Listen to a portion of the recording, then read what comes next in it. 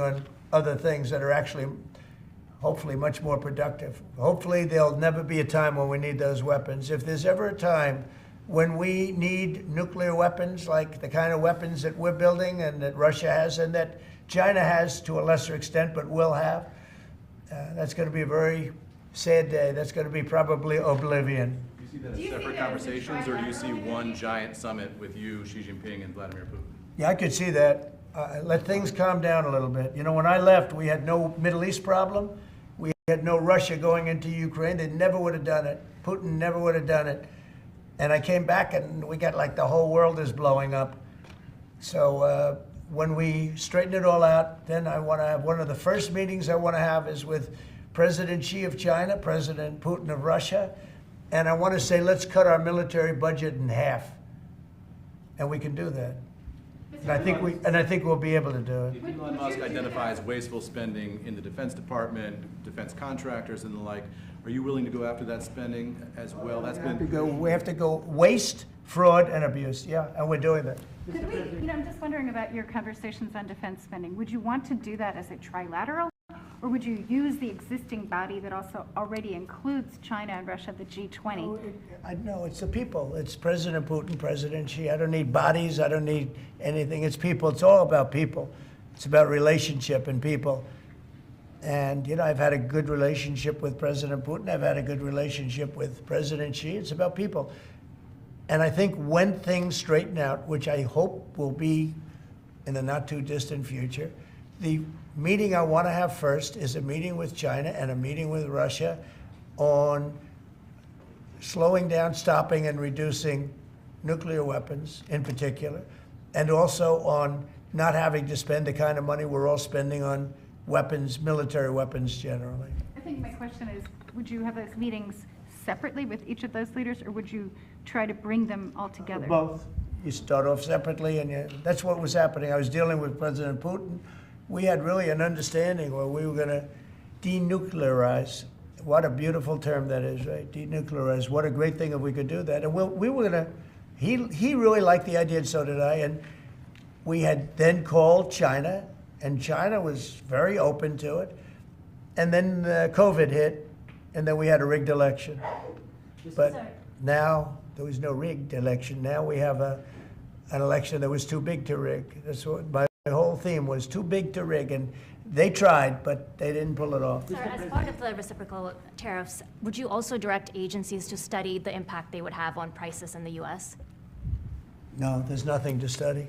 There's nothing to study. It's going to go well. The United States is going to become a very, very strong economically country. Yeah. Mr. President, in the past you have spoken against BRICS. India is part of BRICS.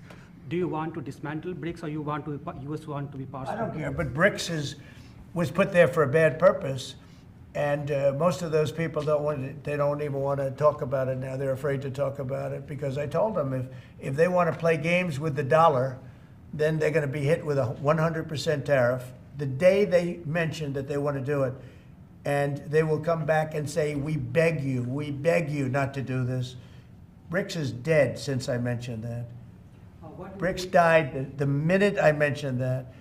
And I remember when Obama and Biden in particular, I guess he said that, they have us over a barrel. They don't have us over a barrel. We have them over a barrel. If BRICS wants to play games, those countries won't trade with us. We won't trade with them. And if any trading gets through, it'll be 100% tariff at least. On your What cabinet, would be your... You know what? When they hear that, what do you think they're going to do? They're going to say, look what happened to BRICS. They didn't want to talk about it. They don't even want to admit that they were a member of BRICS. That's what's happened. On your cabinet, sir, we saw Robert F. Kennedy Jr. get confirmed. He's going to come in here and be sworn in. Mitch McConnell has now voted against several of your nominees. He voted against RFK Jr. as the next health secretary, citing conspiracy theories. What's your reaction to that? Well, I feel sorry for Mitch. And I was one of the people that led. He wanted to go to the end and he wanted to stay leader.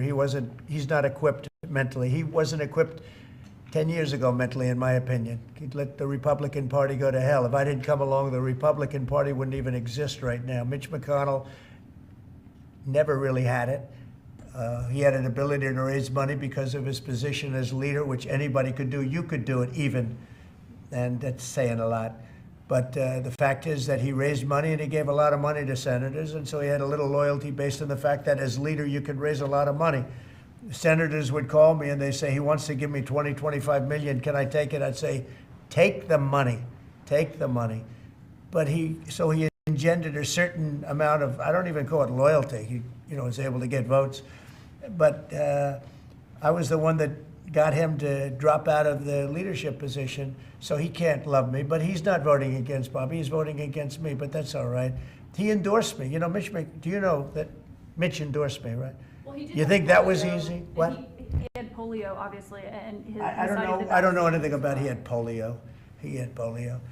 Are you doubting that he had polio? I have no idea if he had polio. All I can tell you about him is that he shouldn't have been leader. He knows that.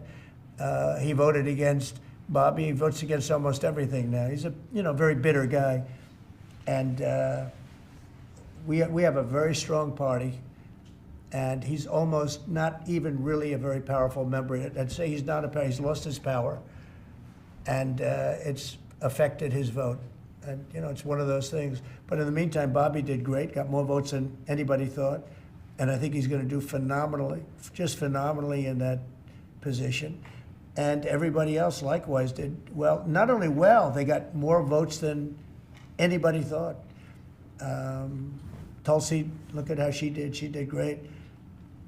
Marco got 99 votes. How about that? And Marco got 99 votes. And Marco, by the way, I have to tell you, Marco Rubio's done a fantastic job. He's been a great Secretary of State. They're all doing great. But we're going to have a swearing in today, and maybe we're going to have a second one, because I hear we have a couple of them coming up. And the man behind me is doing a fantastic job, Secretary of Commerce. And I think you're going to see something very big come from today's signing. This is going to be a very important signing. Okay? On U.S. Steel, sir, can I ask very quickly? You said you'd meet with the head of that company and the Japanese company. U.S. Steel is going to be here, and a lot of the steel companies are coming. I think steel companies, they love what's happening to them. We saved it. If I didn't do the tariffs from my first term, you wouldn't have one steel company here. You wouldn't have one steel. There wouldn't be a steel company alive in the United States.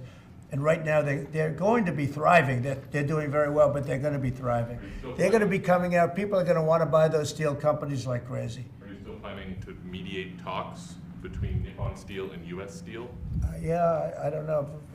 I think U.S. Steel right now has all the power. The tariffs have given U.S. Steel a new lease on life. Okay? Thank you all very much. Thank you. Thank you. Thank you. Let's go. Let's go, guys. Quickly. Thank you, press.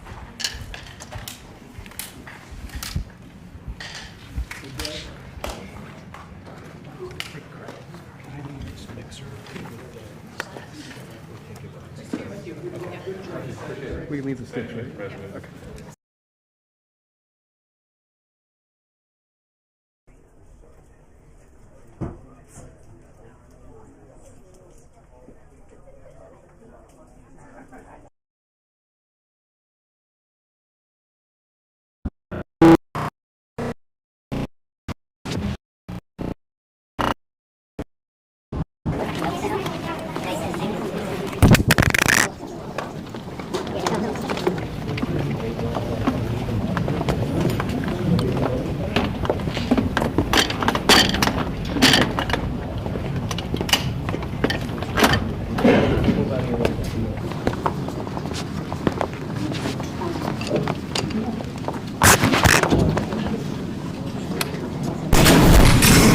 You guys all set?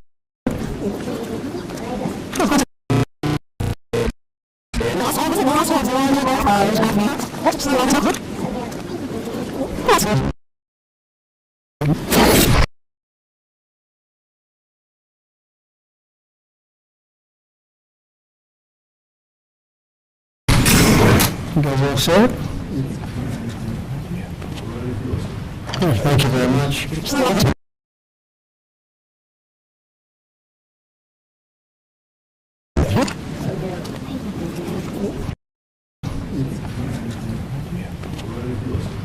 Thank you very much. And thank you all for being here. It was very exciting. This is a very exciting day we just had a big tariff meeting. Reciprocal tariffs should have been done 40 years ago, wasn't, but it is now. It's a big moment, actually. It's going to be a real...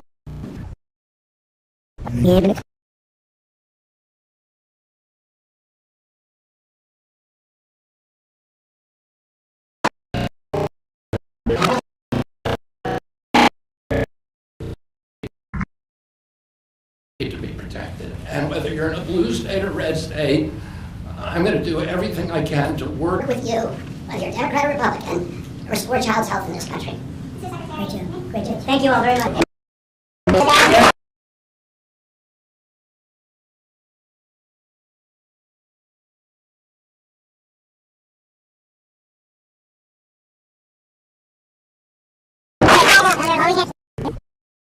Great job. Thank you all very much. All right, guys.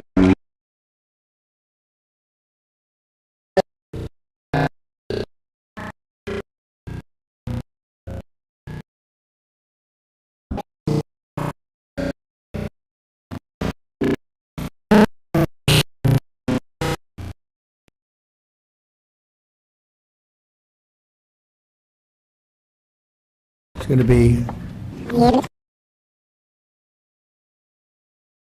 It's going to be a real honor for me to introduce Robert F. Kennedy Jr., take the oath of office and officially become... years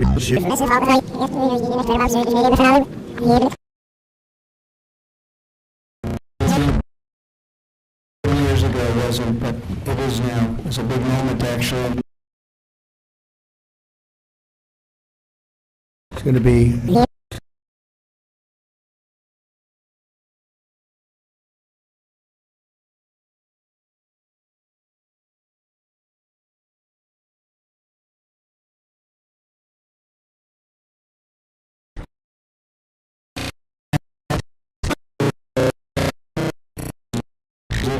Was that right? Was there any vote from that liberation?